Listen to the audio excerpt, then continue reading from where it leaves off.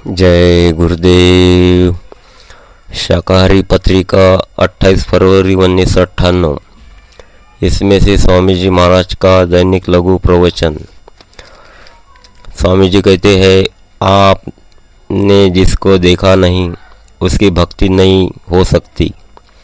आपने उनको देखा नहीं, वो कैसे थे, काले थे या गोरे थे, उनके वचन सुना नहीं तो उनकी भक्ति नहीं कर सकते हो। भक्ति कहते हैं आदेश का पालन, भक्ति कहते हैं प्रेम।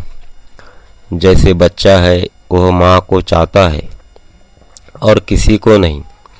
माँ आएगी, झट उसको गोद में जाकर चुप हो जाएगा।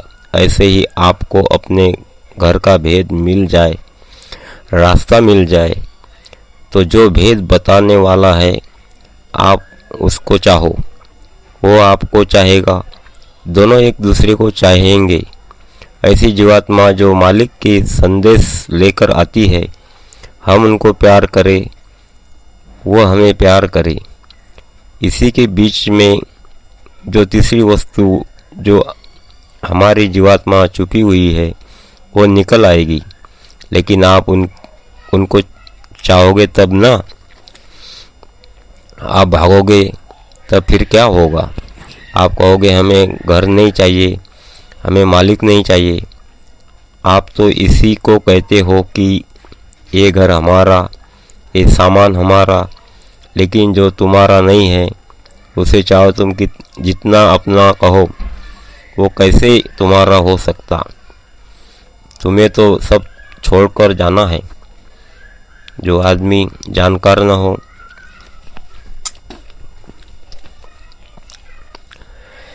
अपने को न जाने, उस मालिक को न जाने, वो लिखा पढ़ा सुनाएगा तो तुमको मिलेगा क्या? जो जानकार होगा वो तुमको सुनाएगा, समझाएगा, तुमको धीरे से निकाल ले जाएगा। जब तुम यह जान लोगे कि यहाँ तुम्हारा कुछ भी नहीं है, बुद्धि में विवेक हो जाएगा, तब यहाँ से निकल चलोगे। ऐसे महात्मा आते हैं तो वो भी तुम्हारी ही तरह से होते हैं। अगर वो शरीर तुम्हारी तरह से न धारण करे तो तुमको समझाएंगे कैसे? बिना शरीर धारण किए अगर कुछ कहे तो डर कर भागोगे कि भूत आ गया। लेकिन महात्मा में कोई आडंबर नहीं होता, कोई दिखावा नहीं होता, वो सीधे साधे स्वभाव में रहते हैं। ऐसे महापुरुष बहुत नहीं है, लाखों में करोड़ों में एक ही मिलेंगे, लेकिन है। इसलिए तो कहा गया है कि गुरु को खोजते रहोगे तो कहीं ना कहीं मिल जाएंगे। यह कलयुग का समय निर्मल समय नहीं है, गंदगी का समय है।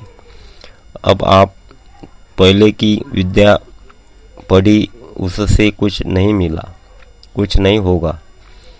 अब आपको यह विद्या कलयुग की पढ़नी है ताकि आपकी गंदगी उतर जाए। कलयुग का युग दीन गरीब का युग है, गुरु भक्ति का युग है।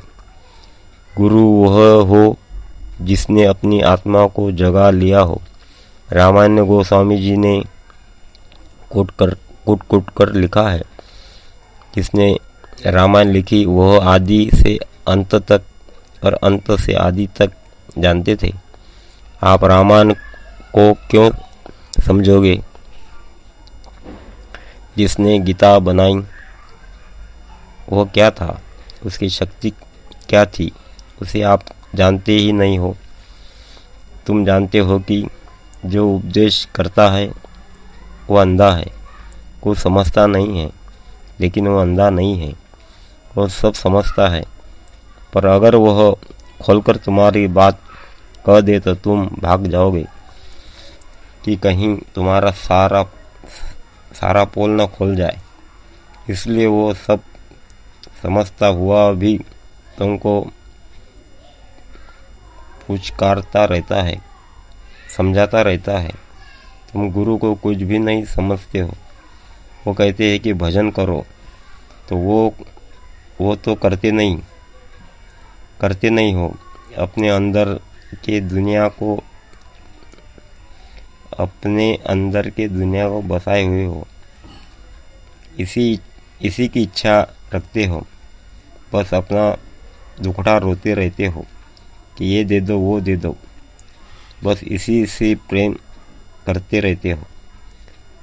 जो वो कहते हैं वो करते नहीं हो। जय गुरुदेव।